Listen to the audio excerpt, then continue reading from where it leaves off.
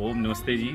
मैं इस वक्त उत्तराखंड हरिद्वार की देवभूमि में हूं और मेरे साथ आप देख सकते हैं बहन सविता आर्या जी हैं, जो मैत्रीय कन्या वेद कुलम गुरुकुल यहाँ संचालित करती हैं और निराश्रित जो बेटियां हैं उनको भारतीय संस्कृति और जो प्राचीन गुरुकुल पद्धति है, वैदिक आर्ट्स पद्धति के अनुसार गुरुकुलीय शिक्षा प्रदान कर रही हैं और देश के अलग अलग हिस्सों की और यहाँ तक कि नेपाल और दूसरे राष्ट्रों की भी ऐसी बेटियां हैं जिनको यहाँ एक माँ और बाप का जो स्नेह वात्सल्य मिलना चाहिए वो उनको दे रही हैं और साथ ही वैदिक संस्कृति की आस्त्र पद्धति की शिक्षा प्रदान कर रही हैं हमारी बहन सविता आर्या जी। तो यहाँ ये देवभूमि उत्तराखंड के हरिद्वार में लक्सर प्रमुख शहर है और इसी के पास मुंडाखेड़ा खुर्द गांव में यहाँ इनका ये मैत्रीय कन्या वैदिक गुरुकुल है, वेद कुलम है। बहन जी को जितना भी दान सहयोग आर्थिक सहयोग प्राप्त होता है देश के अलग अलग हिस्सों से, जो ऐसे लोग हैं आर्य समाजों से जुड़े हुए लोग हैं या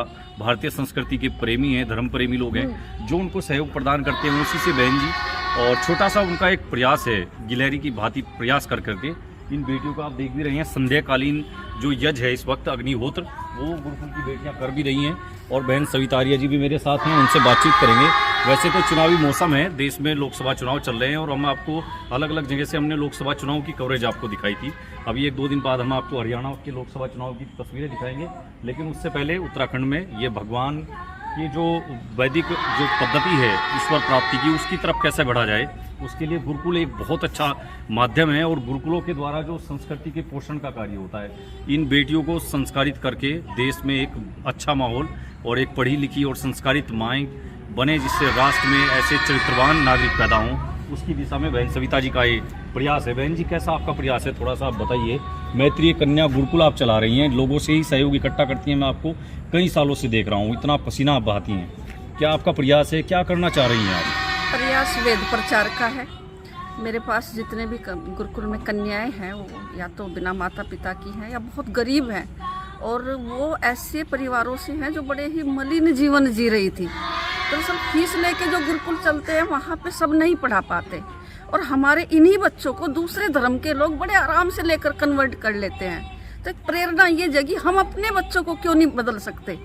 तो ये जो वेद धर्म था जिसे लोग जान भी नहीं रहे, जो लुप्त हो चुका है, वेद धर्म के प्रचार प्रसार को मैंने ऐसे ही बच्चों को वहाँ से उठाया और इन पत्थरों को कंकड़ों को तराश कर हीरा बनाने का प्रयास कर रही हूँ। कुछ विदुषी बनेंगी और जो विदुषी नहीं बनेंगी वो धार्मिक तो बनेंगी और वेद ध्वज के नीचे आएंगी। तो वेद धर्म का जो सूर्य है ये हमारा और निखर के और चमक के इस राष्ट्र की रक्षा ये मातृशक्ति कल करेगी।